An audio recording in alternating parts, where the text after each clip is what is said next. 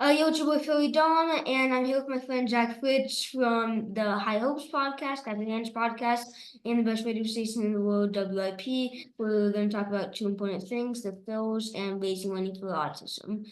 What's up, Jack? What's up, Dom? Good to see you, man. How about this? How about this baseball team? It's pretty good. It's pretty Yeah, good. they're doing great.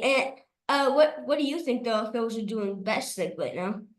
Well, I love how they're scoring in different ways. You know what I mean? Like, one night they'll hit a couple home runs, and it's like, wow, that's fun. But I think we've seen that not always be the most sustainable thing when we enter into the postseason. So the way that they're driving balls in the gap, bunch of 2-out hits, like it just feels sustainable. And I mean, your dad could tell you, like the '08 team, they ripped the ball out of the ballpark. But this Phillies team is averaging more runs per game. So, I think the way they're winning just feels so sustainable. And they're just a joy to watch every single night. Yeah, they really are. And I just love the feeling of being better than the Braves for once. Feels so Yeah, good. it's been too long, and they're 6 games up now. Just bury them. Just bury that baseball team. Don't give them any hope.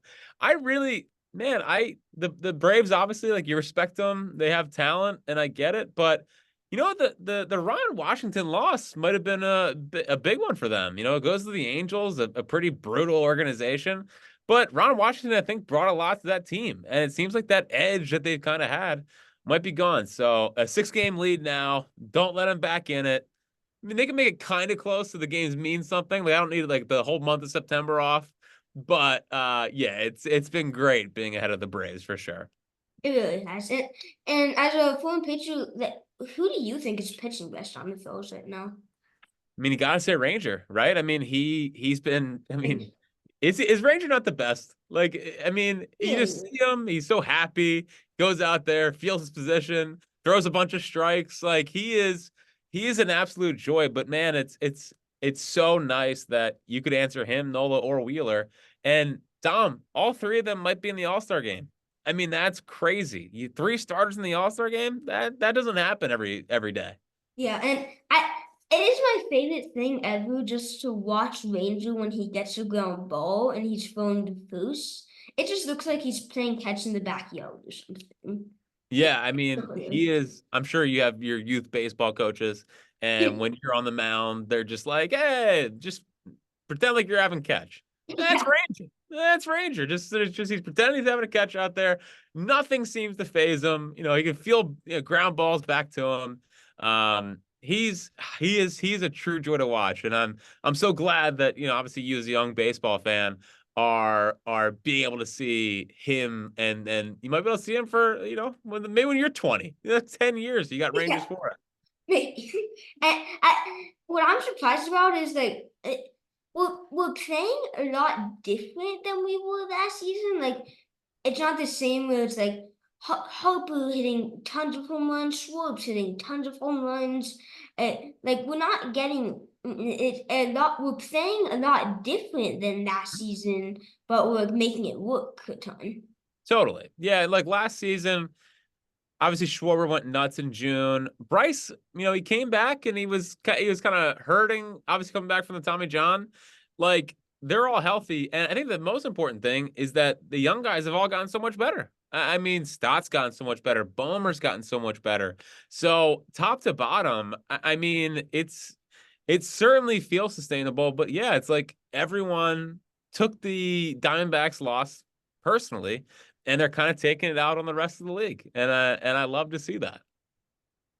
Um, I I I was at the one of the Padres Phillies games. Yep. I was at two actually, and I was at the game where Stott hit two home runs. That was just great to see. Well, it was the turn. It might have been the turning point. He wasn't playing very well up until that point, and now you blink, and he's got like a 400 OBP, and I looked today. He has the third highest OPS amongst second basemen in all of baseball. So I think you caused the turnaround for Bryson Stott. You saved Bryson Stott. And um, n now we can talk about the Eagles Autism Challenge if you want a bit. So do you want to just kind of say what the Eagles Autism Challenge is real quick? Sure, yeah. The Eagles Autism Challenge is something that they've been doing this is the 7th year that they've done it. They've raised over $8 million last year for the Eagles Autism Foundation.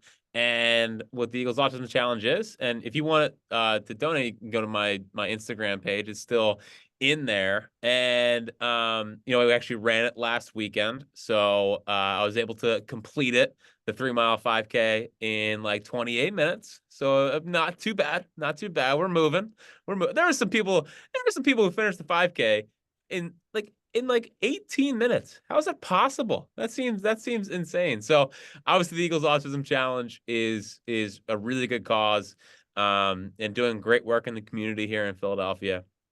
And it's something that they really care about, they're really invested in, and they've just done a great job with it. So it's an honor to run every single year, and it's always really good. It's really cool to see a lot of the Eagles out there. They're out there. Jalen's out there. Lori's out there. Howie's out there. Nick's out there. So even like the key big members of the organization are all in, and it's just it's a fun thing to be a part of. Yeah, and so of course at school they teach us a lot about autism and stuff. So I've definitely learned about it, and they teach us how it's like everyone's brains work differently, but just people with autism, their brains almost like a Lamborghini, like a Lamborghini kind of brain. Yeah, yeah. It's good. It creates a lot of awareness, and I already look forward to next year. And it has rained the last 2 years. Next year it needs to at least be sunny. It's been too cold in May. Hopefully it warms up next year.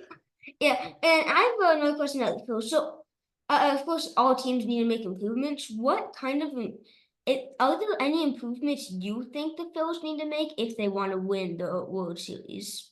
Well, I think we could use some power from our right fielder that they are paying $100 and some million to. I think getting Castellanos going would be huge. That seems like a big take. It's funny, man. Like they've been able to just let Castellanos kind of play, and they've won with him not really doing much. We all know about the home run against the Angels. That was big and that was nice, but largely hasn't really done much. The nice part about the team is that, like, I think our biggest concerns are maybe another bat if they want to do that at the deadline, or another right-handed reliever. But I think in the next month we'll definitely have a better. Well, it's actually even further away. It's like a month and a half. We'll have a better feeling of what this team kind of needs. But obviously, just patiently waiting for Castellanos to show signs of life of last year's Castellanos would be really, really big for this team. And I'm still on the righty reliever. I think Hoffman's obviously really good. Kerkering's developing. Sir Anthony's showing some signs of life, but having one more kind of lockdown guy out there would just be huge. So Dave Dombrowski, they're 21 games over 500, which is crazy, and they're heading into the deadline. And I think we're gonna see a patented Dave Dombrowski kind of move here. Yeah, and before I end this, I just want to say, I think in like 1 month from now, when DM will be back, I think that would be good luck for Cassie. Yeah, DM's good luck for him. For sure. Yeah, Liam's coming back. He'll be back, and that'll settle everything down, and then bang, off goes Castellanos. That's what we can hope for. Yeah. Doing the celebrations after he hits home runs and stuff. Yes. I've never seen such a confident 190 hitter in my life, but it is certainly something. Now, Dom, I mean, are we pressuring Pops to get you back to Philly this year for some playoff games? I mean, we need you. I'm actually coming back to Philly for Phil's Padres game in 22 days from now. Awesome. Well, I'll do my best to be there. But either way, buddy, I look forward to it, and we'll pressure Pops into getting you back here for the playoffs, because we need you back in the bank for playoff baseball. It's the best. Yeah. That was sick meeting you Game 3 of the playoffs last year. It was my pleasure. It was great to finally meet you. That was a great game. Yeah, Harper too, Casty too, Liam was there. The good times. The good times. Yes. We won't talk about how it ended. It was the good times when they didn't lose a game at home ever, it seemed like. All right. Well, thanks for coming on the channel, Fritz. You and the best podcast in the world. You and the Phillies are doing great. Bye. I appreciate you so much, Dom. I'll talk to you soon.